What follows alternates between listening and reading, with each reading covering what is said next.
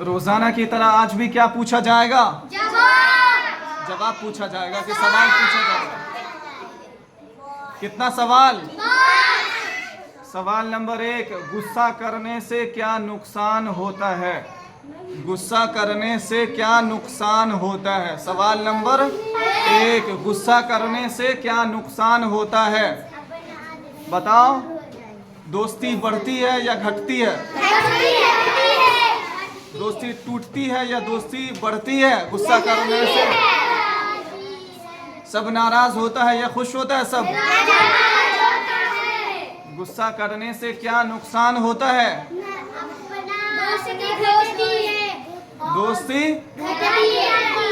और नाराज होते हैं। जिससे झगड़ा करते हैं वो क्या होते हैं? सब में तुम ही सबसे ज्यादा समझदार हो और सब बेवकूफ है। तो गुस्सा करने से क्या नुकसान होता है?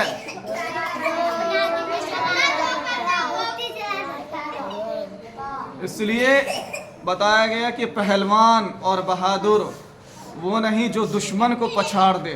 बहादुर इंसान वो नहीं है, पहलवान इंसान वो नहीं है जो मुकाबिल को दुश्मन को पछाड़ दे, बल्कि पहलवान वो है जो गुस्सा को क्या कर ले? कंट्रोल कर ले। गुस्सा को पी जाए। तो गुस्सा करने से क्या नुकसान होता है? सब नाराज होता है या खुश होता है? दोस्ती बढ़ती है या खत्म होती है? खत्म होती है। सवाल नंबर 2, सलाम करना क्यों जरूरी है?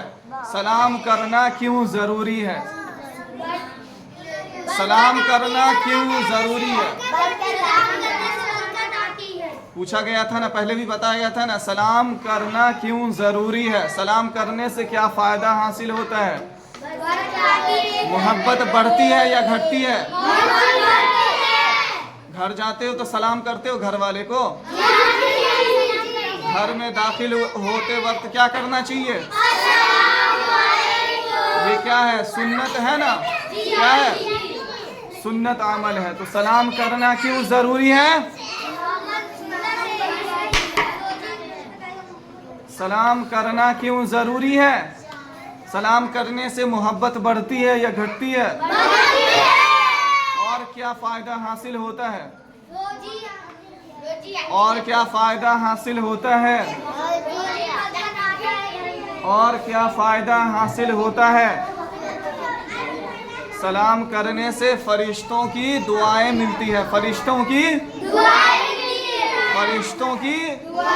दुआएं मिलती है। अल्लाह की रहमत मिलती है। अल्लाह की रहमत मिलती है और मोहब्बत बढ़ती है और फरिश्तों की दुआएं मिलती है। तो सलाम करना क्यों जरूरी है? बताओ। तुम सबको सुनाई नहीं दे रहा? बोलने में नहीं हो रहा है?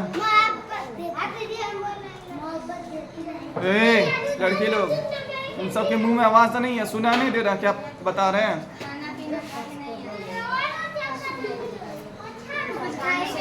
सलाम करना क्यों जरूरी है?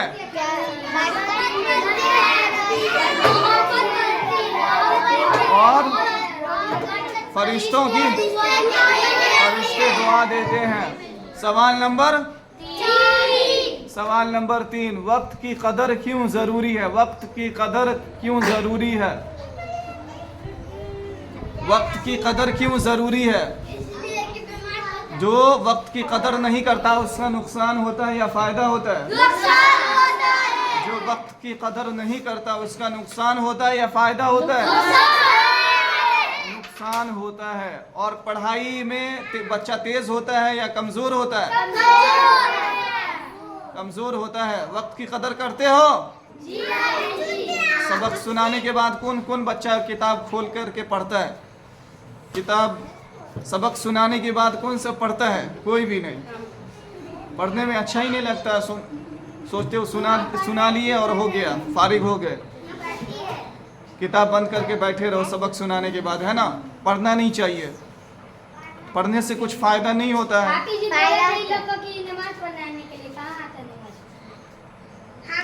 तो वक्त की कदर क्यों जरूरी है? बताओ। वक्त की कदर क्यों ज़रूरी है? वक्त की कदर इसलिए ज़रूरी है कि वक्त की कदर करने से इल्म में तरक्की होती है। इल्म बढ़ती है, घटती है? इल्म बढ़ती है या घटती है? वक्त की कदर करने से इल्म में इजाफा होता है, इल्म में तरक्की होती है। समझ रहे हो ना बात को? वक्त की कदर करोगे? करोगे? सच में करोगे? बर्फ को देखे हो? बर्फ खाए हो ना? अगर बहुत गर्मी में या धूप में अगर बर्फ को रख दिया जाए तो क्या होगा? पिघल जाएगा या नहीं पिघलेगा? वक्त रुका रहता है या खत्म हो जाता है? वक्त पिघलता है या वक्त रुका रहता है, थमा रहता है? इंसान का जितना उम्र बढ़ता है, इंसान का उम्र बढ़ता है या घटता है? जितना बड़ा बढ़ता है कि घटता है? घटता है। समझ रहे हो ना? बढ़ता नहीं है बल्कि घटता है। समझ रहे हो ना? आदमी कितना साल तक जिंदा रहता है? 70 साल, 80 साल, 90 साल, 100 साल। समझ रहे हो? कोई उससे पहले भी मर जाता है। मान लो किसी की उम्र 100 साल है, समझ रहे हो, और उसकी ज़िंदगी की 20 साल ख़त्म हो गई, तो उसका उम्र घटा या बढ़ गया? बढ़ गया। कुछ भी बोलती है तो समझ में नहीं आता है, लग रहा। वक्त घटता है। समझ रहे हो ना? वक्त की कदर क्यों ज़रूरी है? वक्त की कदर इसलिए ज़रूरी है कि वक्त की कदर नहीं करेंगे तो अपना ही नुकसान होगा, किसी और का नुकसान नहीं होगा। और वक्त की कदर नहीं करोगे तो इल्म में तरक्की नहीं होगा, इल्म में बरकत नहीं आएगी और इल्म में तरक्की नहीं आएगी। जो पढ़ोगे वो कमज़ोर इल्म होगा। समझ रहे हो ना? कमज़ोर इल्म समझते हो? अधूरा इल्म। जो शख्स, जो बच्चा वक्त की कदर नहीं करता, उसका इल्म क्या होता है? कमज़ोर और अधूरा इल्म होता है। इसलिए डॉक्टर बनना चाहिए तो पूरा डॉक्टर बनना चाहिए, अधूरा डॉक्टर नीम हकीम। जो आधा डॉक्टर होता है वो जान के लिए क्या होता है? खतरा होता है। समझ रहे हो? जान के लिए क्या होता है? खतरा होता है। जिसको ऑपरेशन नहीं करना आता है वो ऑपरेशन कर दे तो क्या होगा? आदमी जिंदा रहेगा? मर जाएगा। सवाल नंबर 4, सादा खाने में क्या फ़ायदा है? सादा खाने में क्या फ़ायदा है? ज़्यादा रोगनदार मसालेदार खाना चाहिए? सादा खाना खाना चाहिए? मसालेदार और रोगनदार खाने में क्या फ़ायदा है? सादा खाने से सेहत अच्छी रहती है और ज़्यादा गोश्त, मछली, रोगनदार, चर्बीदार, मसालेदार खाने से क्या होता है? तबीयत ख़राब होती है। इंसान का लीवर, किडनी, फेफड़ा, समझ रहे हो ना? हार्ट अटैक आता है। ये सब जो बीमारी पैदा होता है किस वजह से पैदा होता है? ज़्यादा मसालेदार, चर्बीदार, रोगनदार, समझ रहे हो ना? ज़्यादा गोश्त, मछली खाने से, अंडा खाने से क्या होता है? बीमार पड़ जाता है, सेहत ख़राब होती है। इसलिए ये सब चीज़ें लिमिट में खाना चाहिए। समझ रहे हो ना बात को? हाँ। सवाल नंबर 5, दुआ मांगने का क्या फ़ायदा है? दुआ मांगनी चाहिए नहीं मांगनी चाहिए? किससे मांगनी चाहिए दुआ? अल्लाह से मांगनी चाहिए। माँ बाप से मांगनी चाहिए दुआ? अल्लाह से दुआ मांगना चाहिए। तो दुआ मांगने का क्या फ़ायदा है? अल्लाह से दुआ मांगने का क्या फ़ायदा है? अल्लाह खुश होता है या नाराज़ होता है? अल्लाह खुश होता है। मुश्किलें दूर होती है, मुश्किलें बढ़ती हैं, मुश्किलें ख़त्म हो जाती हैं, मुश्किलें आसान हो जाती हैं दुआ करने से। समझ रहे हो ना? बुरा फैसला भी होता है तो वो क्या होता है? बड़ी बड़ी मुसीबत टल जाती है, बला दूर हो जाती है। इसलिए दुआ मांगना चाहिए नहीं मांगना चाहिए? किस वक्त मांगना चाहिए दुआ? कब मांगनी चाहिए दुआ?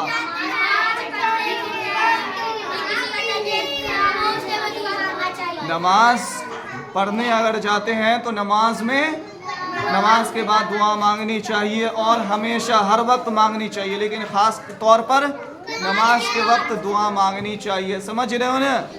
तो दुआ मांगने से क्या फ़ायदा हासिल होता है? अल्लाह खुश होता है या नाराज़? दुआ मांगने से क्या फ़ायदा होता है? और मुश्किलें दूर होती हैं, आसान होती हैं, बढ़ती हैं? मुश्किलें आसान होती हैं। मुश्किलें क्या होती हैं? तो तुम सब दुआ मांगते हो? क्या मांगते हो दुआ में? बताओ बताओ। सिमरान और मेहरबान कदरदान, बताओ क्या मांगते हो दुआ में? नमाज पढ़ने तो आते हो ना तुम दोनों? और रेहान भी आता है। क्या मांगते हो दुआ में?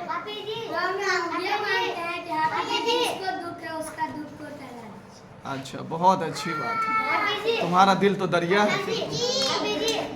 और तुम नमाज पढ़ती है लड़की? ताहिरा पढ़ती है नमाज? नमाज नहीं पढ़ती है? बेरोजगार लड़की क्यों नहीं पढ़ती है?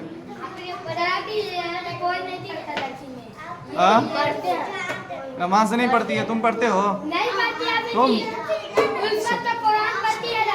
तुम पढ़ते हो? बाकी वो चारों पांचों बेनमाजी है।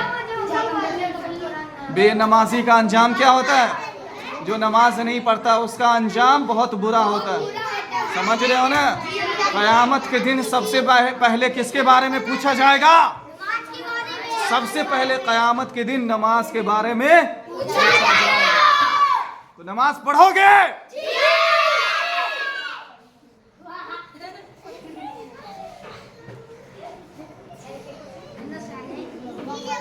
और क्या मांगते हो? तुम नमाज पढ़ते हो? नहीं पढ़ते हो? क्यों नहीं आता है? बस सिर्फ जुम्मा के दिन ही जमीन पे चलता है, जुम्मा के दिन ही खाता पीता है, और दिन